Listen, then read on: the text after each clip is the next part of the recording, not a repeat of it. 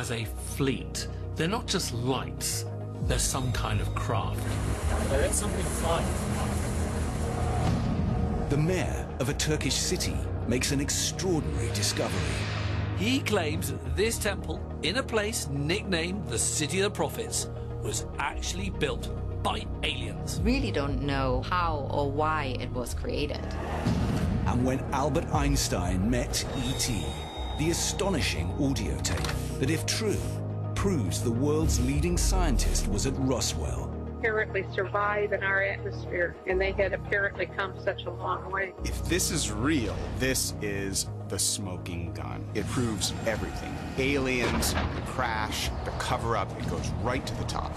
Once the stuff of science fiction, now caught on camera, finally forcing governments to reveal what they know. UAPs are unexplained, but they are real. Many of these phenomena have been cited in training ranges. We're very much concerned about safety of flight. So let's just speculate for one moment that these things, whatever they are here to do not very good things. Impossible engineering, terrifying encounters, sinister cover-ups. This is evidence of the unexplained.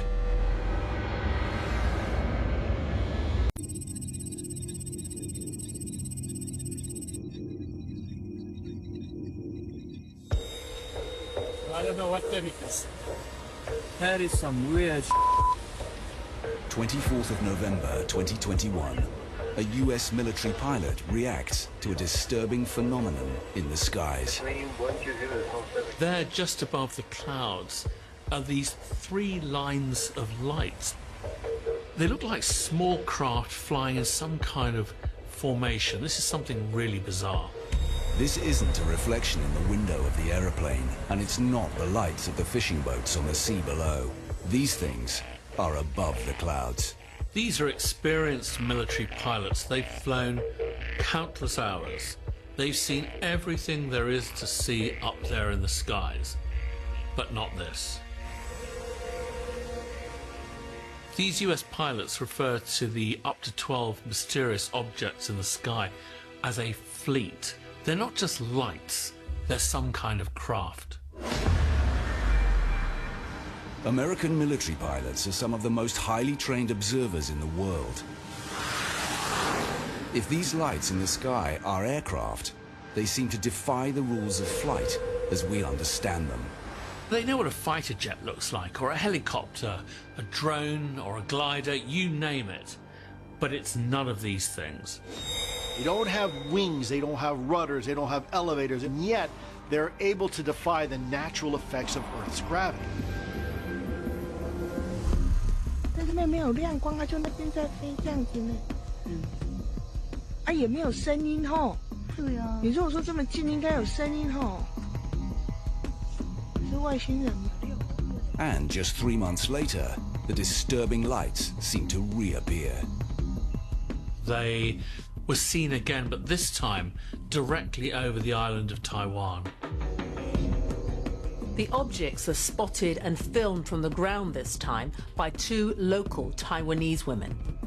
而且它是没有方向，就只要飞啊那年。是在那边飘来飘去。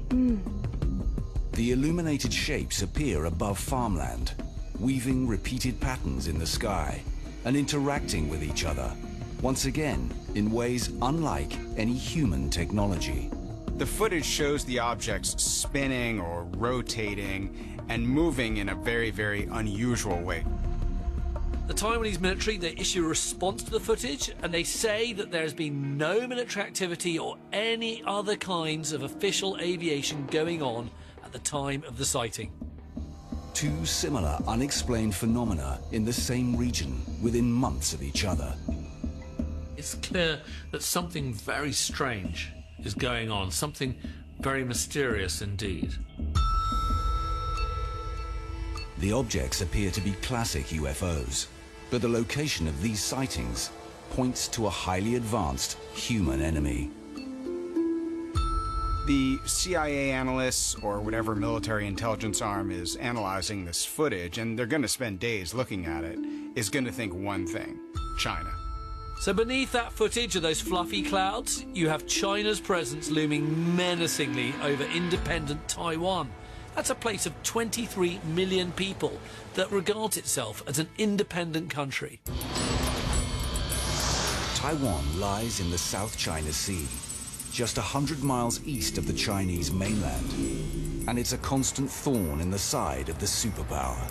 Communist China has viewed Taiwan as its own territory since just after the end of the Second World War, and that poses a threat not only to Taiwan but also to the United States.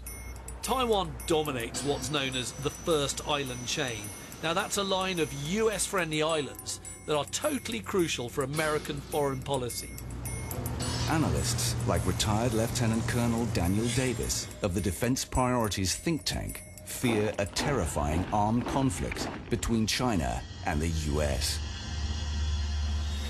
When I first saw these separate objects moving in a carefully coordinated way, what came to mind immediately was drones. China leads the world in drone development and production.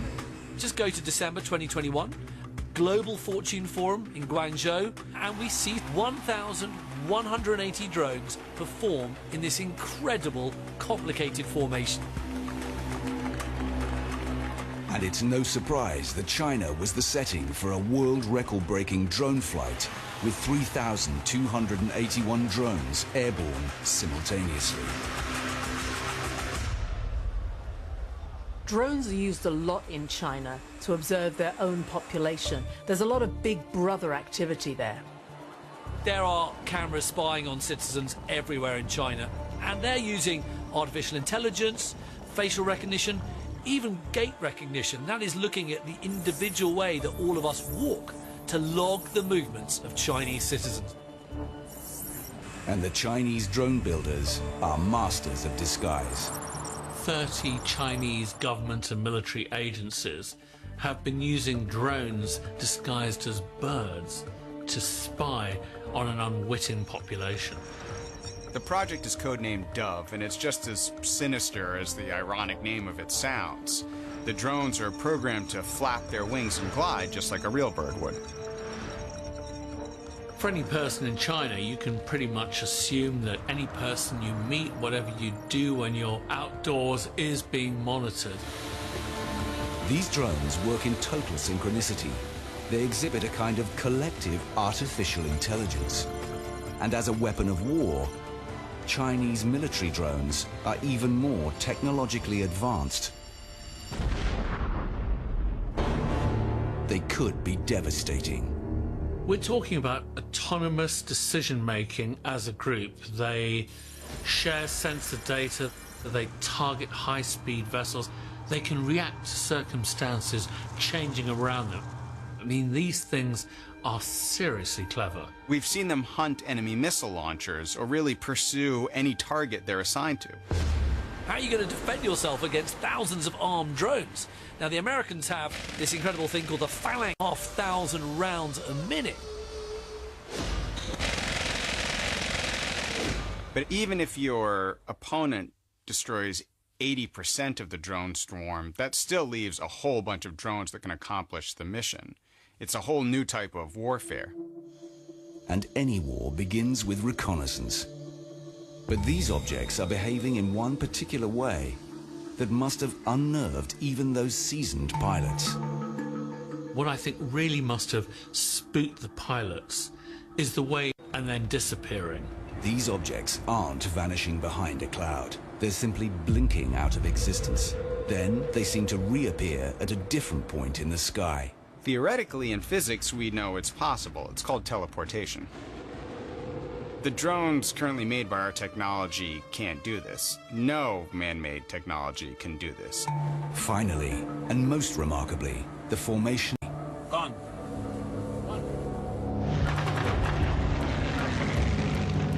These objects have been reported over many contested territories in war zones all over the world, from Ukraine to Afghanistan, and right back to World War II, when pilots called them Foo Fighters.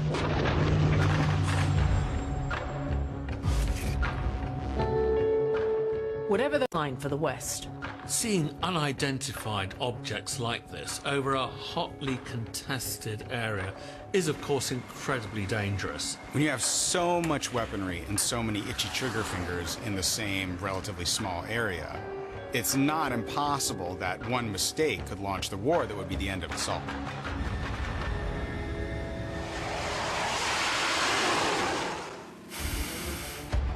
Their eyes were enormous. They were very prominent. They were the most obvious thing you'd see on their face. In October 2021, an audio tape emerges. Its contents, if true, are proof of perhaps the biggest cover-up in world history. The ones that I saw were approximately maybe 5 feet tall. This has the potential to change everything. If this is real, this is the smoking gun. It proves everything. Aliens, the crash, the cover-up, it goes right to the top. The female voice on the tape claims to be that of the former personal assistant to world-famous scientist Albert Einstein. And in minute detail, she describes the day she and her boss came face-to-face with the crash at Roswell. If the world's most intelligent man, most brilliant physicist, has seen aliens, then we need to start preparing. Roswell. It's the biggest and strangest UFO mystery of all.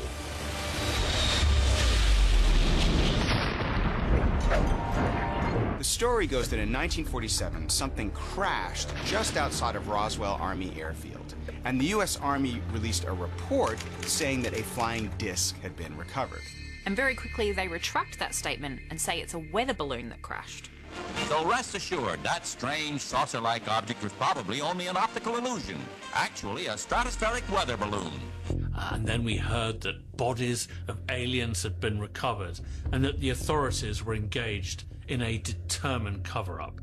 By the early 1990s, speculation around the crash was at fever pitch, and the authorities were pressured into making a statement.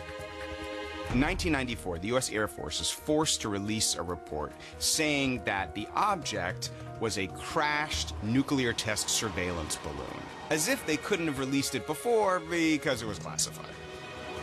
With these rumors circulating that alien bodies had been recovered from the crash site, the authorities react in a very odd way. They say, yes, there are things that look like bodies, but they're crash test dummies that have been dropped from high altitude. Well, far from scotching the rumors, that only fuels them even more. The government's story has changed time after time. Well, that is very suspicious. The person speaking on the newly released tape makes it crystal clear that Roswell was a real encounter with a crashed UFO and its very peculiar occupants. Did they seem repelled by our appearance since they look so different? Oh, they thought we were very odd. The audio tape purports to be an interview with Dr. Shirley Wright. She claims she was the assistant to the man who put forward the theory of relativity and arguably the architect of the modern world, Albert Einstein. The recording, made in 1993, describes Dr. Wright accompanying the world-famous physicist to inspect the Roswell crash, almost immediately after it happened. Albert Einstein was the greatest physicist of all time. His theory of relativity and his work on quantum mechanics laid the foundations for all modern physics. So, if a major scientific event happened, it'd make sense for the US government to call on the world's preeminent physicist to investigate. But nothing about his alleged visit was ever made public, until the appearance of the mysterious Shirley Wright tape. The voice on the tape claims that she and Einstein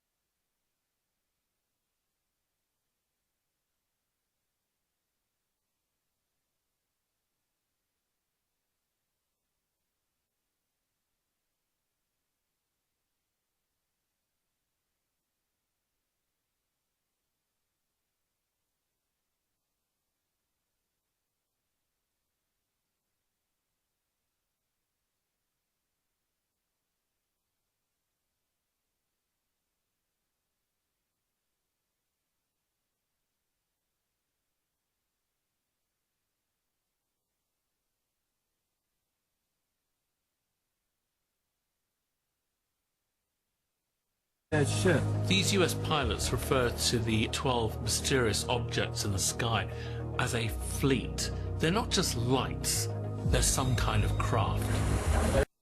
Over many contested territories in war zones all over the world, from Ukraine to Afghanistan, and right back to World War II, when pilots called them Foo Fighters.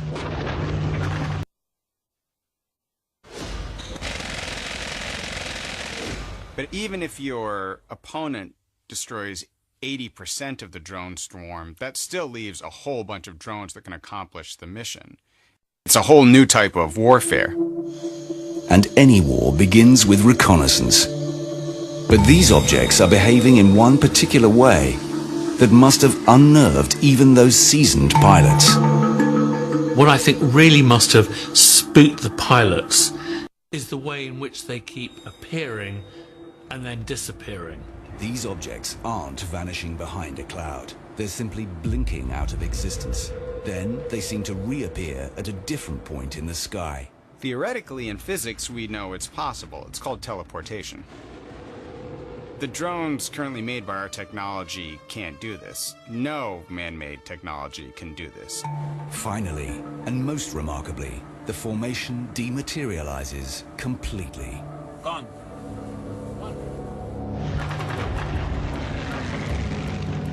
These objects have been reported over many contested territories in war zones all over the world, from Ukraine to Afghanistan, and right back to World War II, when pilots called them Foo Fighters.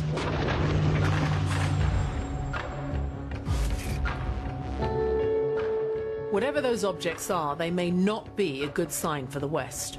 Seeing unidentified objects like this over a hotly contested area is, of course, incredibly dangerous. When you have so much weaponry and so many itchy trigger fingers in the same relatively small area, it's not impossible that one mistake could launch the war that would be the end of us all.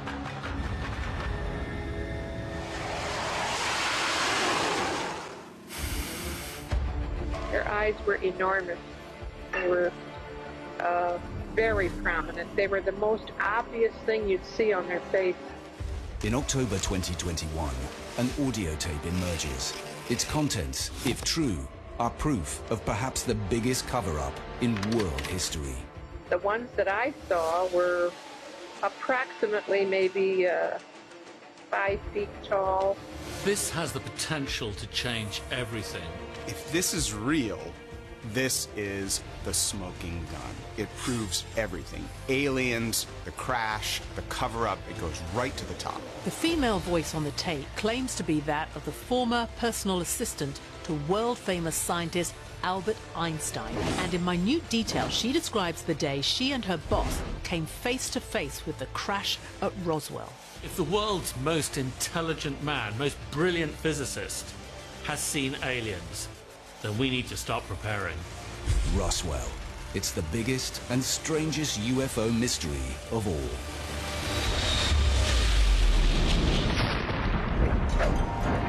The story goes that in 1947, something crashed just outside of Roswell Army Airfield, and the U.S. Army released a report saying that a flying disc had been recovered.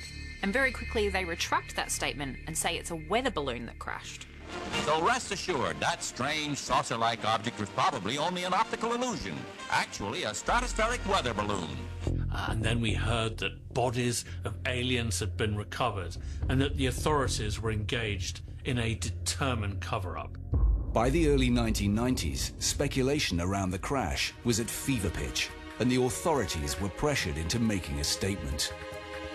In 1994, the U.S. Air Force was forced to release a report saying that the object was a crashed nuclear test surveillance balloon, as if they couldn't have released it before because it was classified.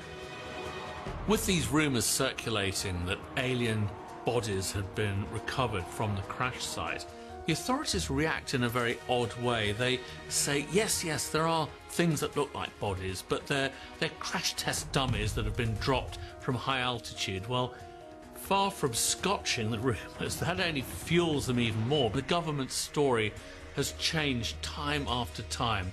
Well, that is very suspicious. The person speaking on the newly released tape makes it crystal clear that Roswell was a real encounter with a crashed UFO and its very peculiar occupants. Did they seem repelled by our appearance since they look so different? Oh, they thought we were very odd. The audio tape purports to be an interview with Dr. Shirley Wright. She claims she was the assistant to the man who put forward the theory of relativity and arguably the architect of the modern world, Albert Einstein. The recording, made in 1993, describes Dr. Wright accompanying the world-famous physicist to inspect the Roswell crash, almost immediately after it happened. Albert Einstein was the greatest physicist of all time. His theory of relativity and his work on quantum mechanics laid the foundations for all modern physics. So, if a major scientific US government to call on the world's preeminent physicist to investigate, but nothing about his alleged visit was ever made public until the appearance of the mysterious Shirley Wright tape. The voice on the tape claims that she and Einstein were turned into a hangar, and within that hangar was some kind of alien craft, the likes of which had never been seen on Earth. The description on the tape is extremely specific. She says it was a disc-shaped object, slightly concave in structure. The size of this object was immense. She said that it was fully 1/4 the height of the hangar. And seemed to be made out of a material completely unknown to science. On the tape, Dr. Shirley Wright says that at a distance, the ship, in her own words, seemed to be made from a rather reflective close. It was rather dull. She says this made the team particularly curious. But beyond the ship lay the bodies. So the ship is one thing, but then you have the aliens themselves. And she claims that Einstein and she were allowed to look at them. How many were there originally? I saw 9. That they all look the same to her. They were about 5 feet high, completely hairless, with big heads and enormous dark eyes. And a skin that was grey with a bit of greenish tinge. Incredibly, she says not all of these creatures were dead. She even claims that they communicated telepathically and breathed oxygen. Did they need any special breathing apparatuses? No, where they could apparently survive in our atmosphere, and they had apparently come such a long way. According to the tape, they weren't from our galaxy, but from a star system unknown to Einstein, and they were seeking to colonize another planet, ours. They asked the scientists what was their best system of going out into the atmosphere or going into the ocean, and how deeply we had penetrated galaxies, things like that. And they were very quick to let us know that we didn't know anything. If Einstein was present at Roswell as a witness, I can't imagine how he would react it. It's mind-blowing stuff. If this incredibly detailed story is true, it indicates that some kind of unknown craft containing non-human occupants crashed in New Mexico in 1947, and that the US government has covered up the truth about it for 75 years. Have we come across any wreckage of any kind of object that has now been examined by you? The UAP task force doesn't have any wreckage that isn't explainable, that isn't consistent with being of terrestrial origin. Perhaps one of the reasons why people are very loathsome to talk about potential crash and crash retrievals, because by necessity you have to ask the next question, which is, was it occupied? And if it was, then what did they look like? Where were they from? Did we communicate, right? And all these other Pandora box questions that are going to happen very quickly within seconds of admitting that there was a crash. The formal position I have to take is I really can't tell you much about it because I wasn't there. The informal position I can take is that Roswell happened. Whatever it was, it happened. There was an event. There was a quick reaction force, if you will, or rapid deployment of troops to secure the area. Debris was recovered, whatever that debris was. and research and analysis was done. But can we trust this taped account of Dr. Shirley Wright?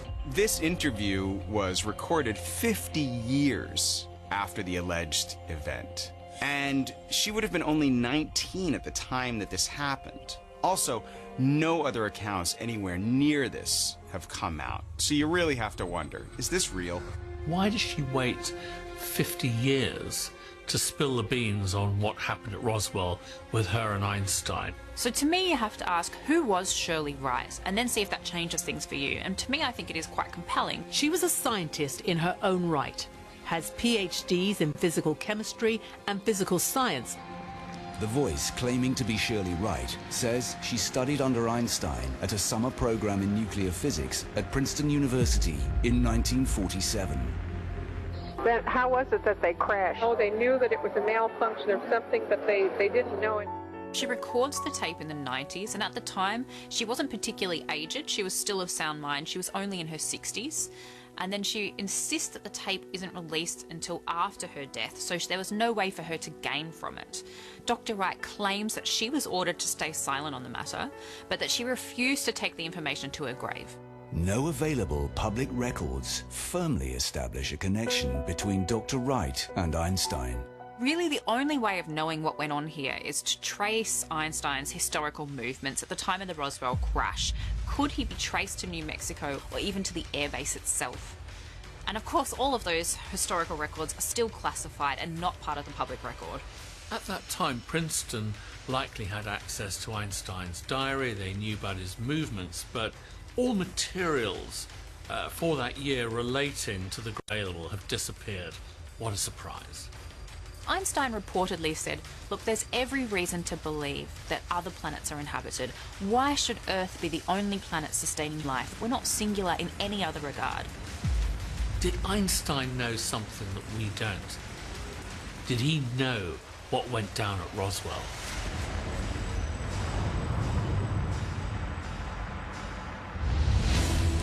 Şanlıurfa, southeastern Turkey, a city of over 2 million people, presided over by Mayor Zeynel Abidin Bayazgul. He's a politician who trained as a lawyer at Istanbul University. Efendim, ilk insan bunu nasıl yapmış? Elinde bir mızrak, av peşine düşen bu insanlar bunu neden yapmış?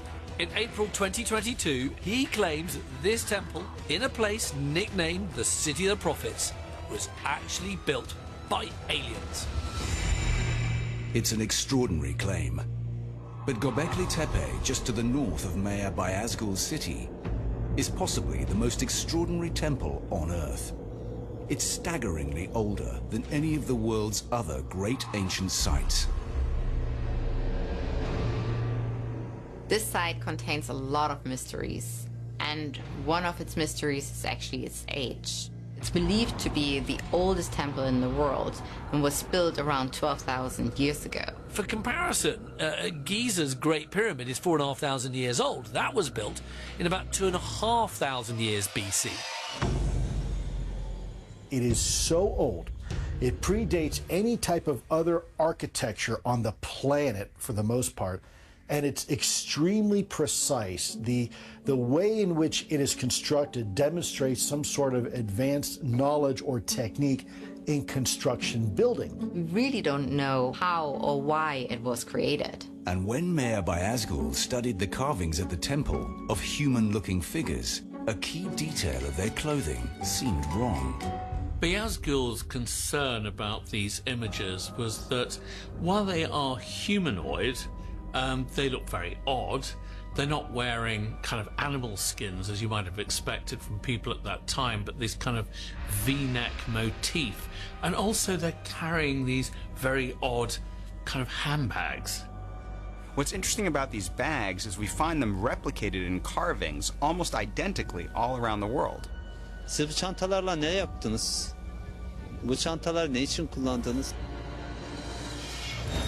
A coincidence, perhaps, but these small and distinctive bags are shown in the hands of one particular kind of figure.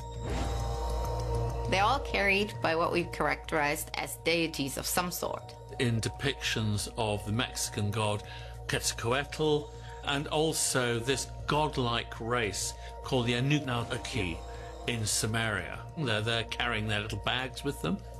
And when you think about it, what are gods except a kind of extraterrestrial, a being beyond earthly? Perhaps it's not a giant leap to say that this is alien, because these images, these beings, are clearly not just being referenced, they're being worshipped, they're being venerated, and possibly they had visited our ancestors at Göbekli Tepe and were imparting great wisdom to them. Meir Bayazgul isn't the first person to make a connection between incredible engineering feats of the past and potential visitors from other worlds.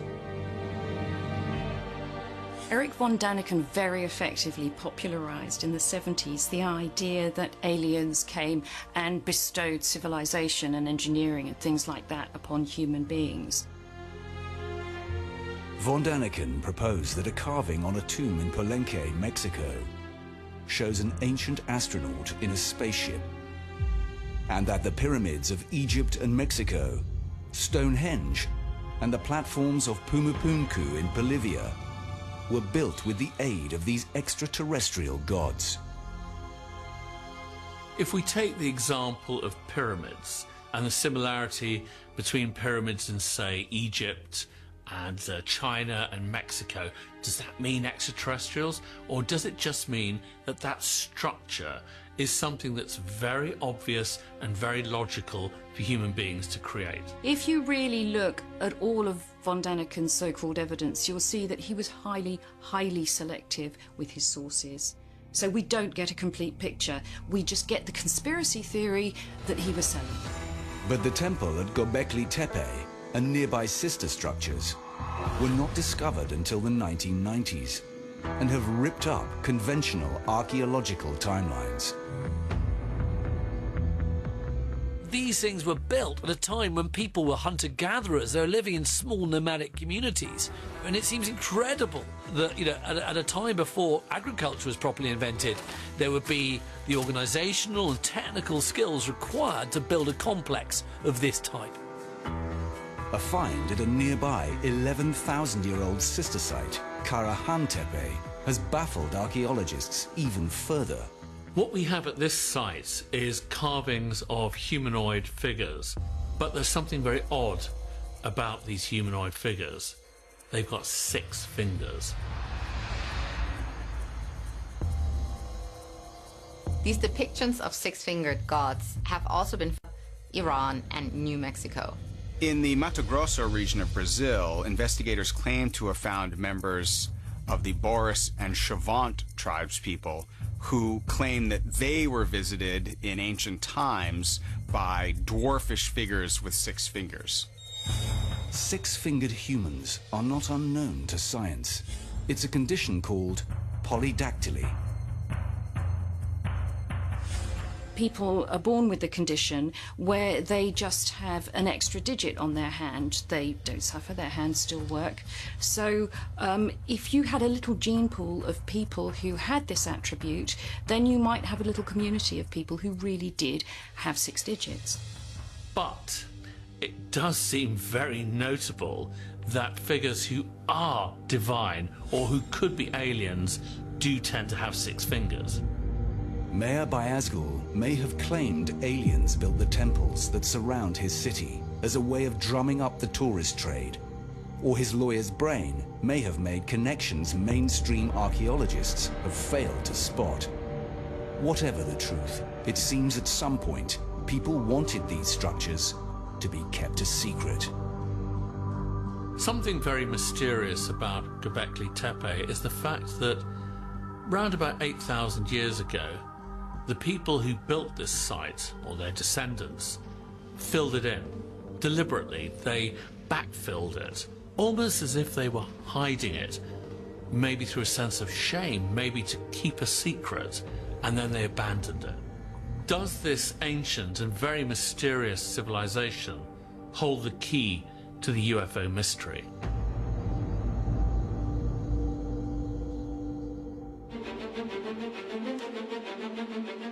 In 2016, the CIA reveals an extraordinary report from post-war Germany, an incredible account that's been kept under wraps for almost 60 years.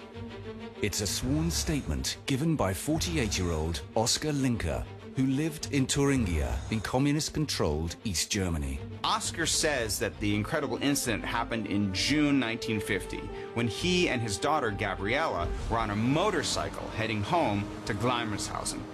One of the tires on the motorcycle blew, forcing them to stop. At the time, they were somewhere near Havelbach. They were walking along when Gabriela points to something that looks like a couple of deer. As they get closer, Oskar can see that the deer are actually two figures dressed in shiny metallic clothing looking at something on the ground. Oskar says they are looking at a large object about 13 to 15 meters across, shaped like a frying pan. The object has 2 rows of holes that run around its edge, each about 30 centimeters in circumference. And on the top of the craft is a 3-meter-high conical tower, occupied by strange-looking figures. One of them has a lamp on the front of his body that flashes and lights up at regular intervals. Suddenly, Gabriela calls out to her father, and this disturbs the figures.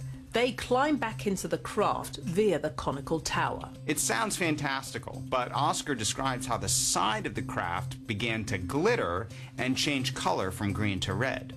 And the craft begins to hum as it slowly rises from the ground and starts to rotate like a top. It's surrounded by a ring of flames, and the whole thing then rises slowly from the ground. Oskar describes the eerie whistling sound, like a bomb being dropped. And as the vehicle sped off, Oskar estimated that its speed was an extraordinary 1,000 miles per hour. That's about 1,600 kilometers per hour. It sounds like a classic UFO story with a flying saucer straight out of the black and white science fiction films that at the time were gripping audiences in the West. But Oskar wasn't scared of aliens, only of an enemy closer to home.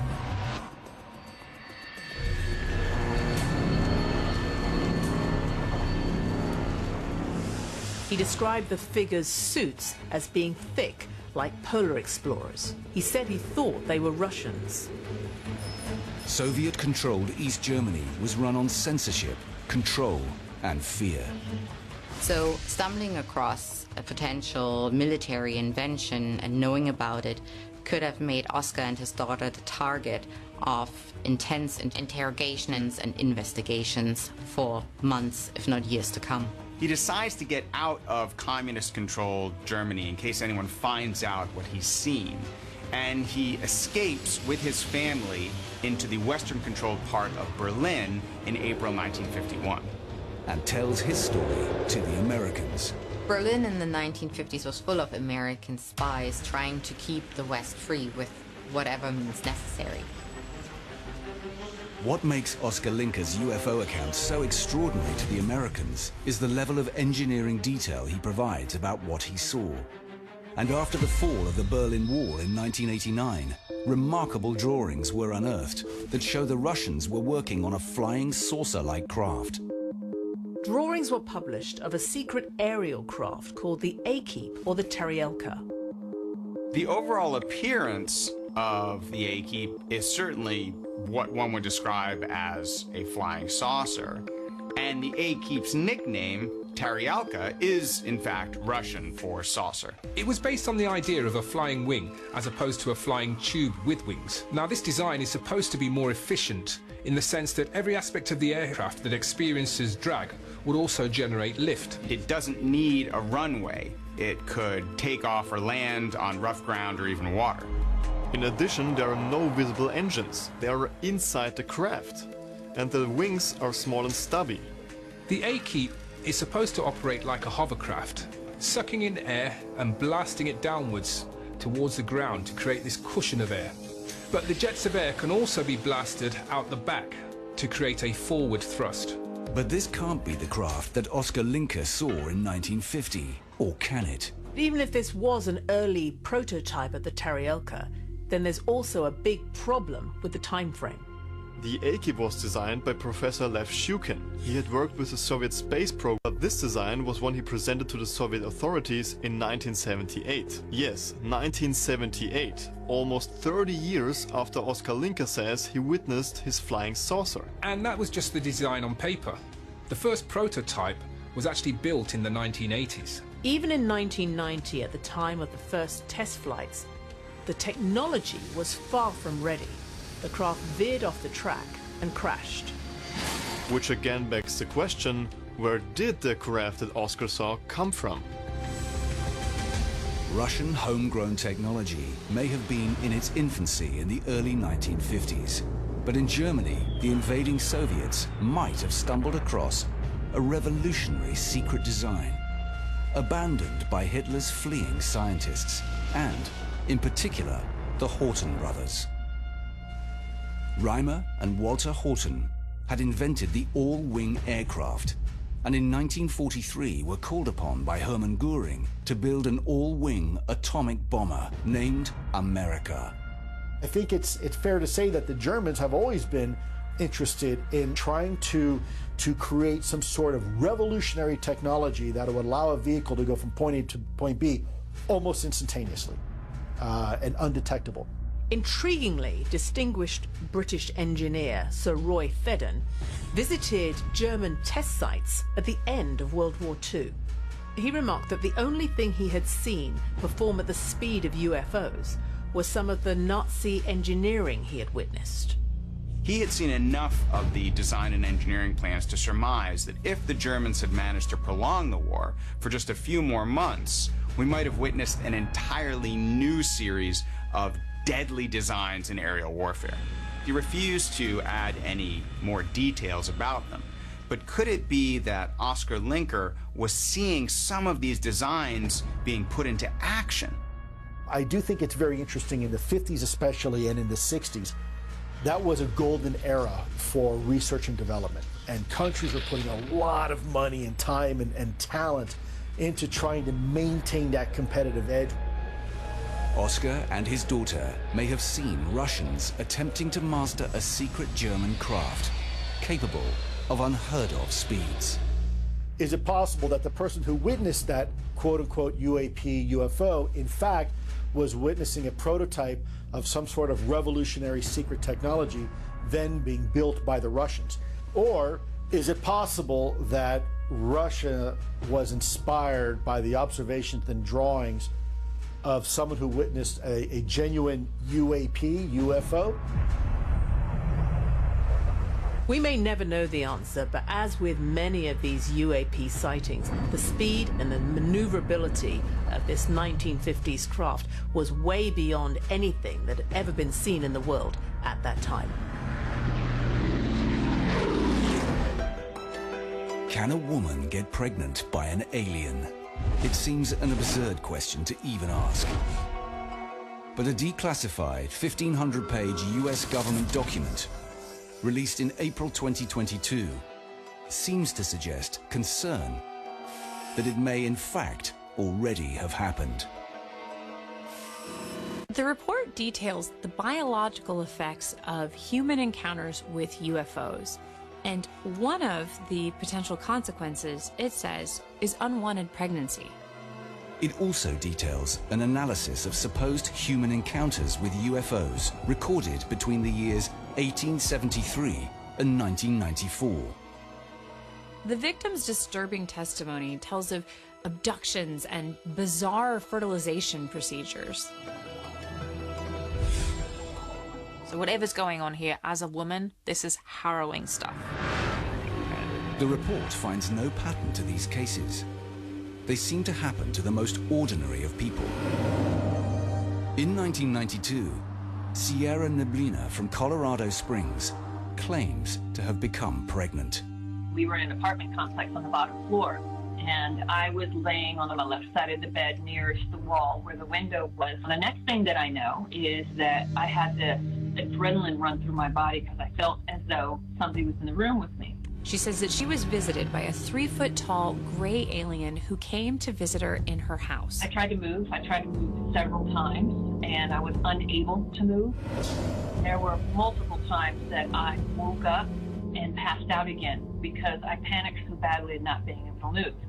Sierra remembers the insemination happening through some sort of grotesque surgery. She claims to have woken up during a procedure and witnessed several taller grey aliens working on her abdomen. Sometime later, Sierra suspects that she might be pregnant. So we went to the store and I bought like 3 or 4 or 5 different pregnancy tests. And pregnancy test after pregnancy test after pregnancy test all came back positive.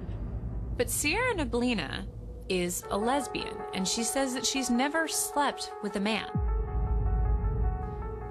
5 months later, Sierra wakes up and whatever was growing inside her is gone.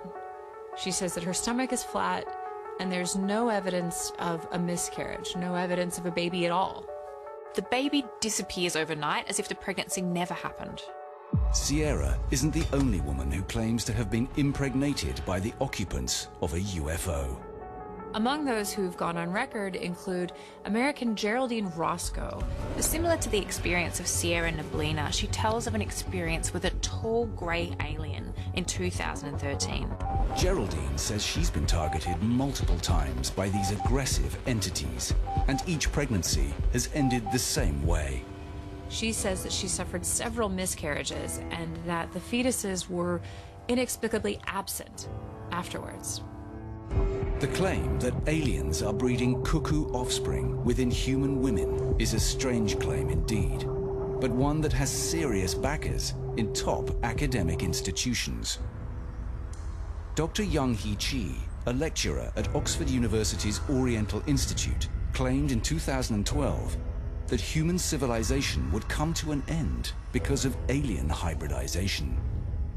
I looked at a number of abduction cases which had implications for environmental crisis, and according to the degree of its relevance, I have categorized them into 2 types. Chi's theories note that for several decades, the reports of alien abductions have risen. Chi has collected testimony and researched hundreds of female abduction cases to try and better understand the motivation of the aliens he believes are at work on Earth. Or perhaps aliens will never tell us and will never know about it. What they have said so far are only 3 short sentences. This is important, we must do it, we have the right to do so. Dr. Chi believed this had to do with climate change and that the alien-human hybrids would be better suited to survive our warming planet. And other academics believe these bizarre abductions are happening too. Former Associate Professor of History at Temple University, David Jacobs, believes that this program is well underway. I think David Jacobs in particular has examined this subject and spoken to several women about this. He seems firmly to believe that the aliens have got some plan to produce hybrid children. He believes that the alien hybridization program is not an effort to help save the human race from climate change, but rather to replace humans on the planet. He believes that they're walking amongst us now. Most species on Earth, including humans, are reproductively isolated, meaning there are strong barriers preventing hybridization. Most animals reject the sperm or embryos of other types of animals, let alone aliens. And we know that false pregnancy syndrome is a real and heartbreaking condition. False pregnancy, or pseudocyesis, is the mistaken belief that one is carrying a baby. Could somebody's subjective reality be that they are pregnant? Could they be mistaken about that? Well, experience and history teaches us, yes, Mary I, Queen of England, had a false pregnancy. People can have false pregnancies, and it's quite often associated with a very, very deep desire for a child. It's a well-known medical phenomenon. There are physical symptoms as well. These can include tender breasts, delayed periods, or even the feeling of a fetus moving inside you. false pregnancy can be caused by medical conditions, by an imbalance of hormones. It can also be caused by trauma. The Pentagon document lists 5 compelling cases of women with very specific and often matching stories about abduction and insemination while on board a UFO. There is, as yet, no certain physical evidence for this phenomenon, but the commonalities of the accounts mean that the threat is being taken seriously. This isn't a few isolated cases. There are many, many instances of women, even in highly developed societies, claiming that this is happening to them. We empower our governments to have solutions and figure things out on our behalf so we can live our day-to-day life. And so if there is a threat, we want our government to recognize a threat and then offer a solution for the threat. That's what we pay our governments to do. And yet, this is a topic for which we don't really know what to do yet. And that's a hard pill to swallow because we trust our institutions to have answers. In South America, mysterious lights bring panic. One crashes and the whole horizon is lit up by an explosive green light. And then the army moves in.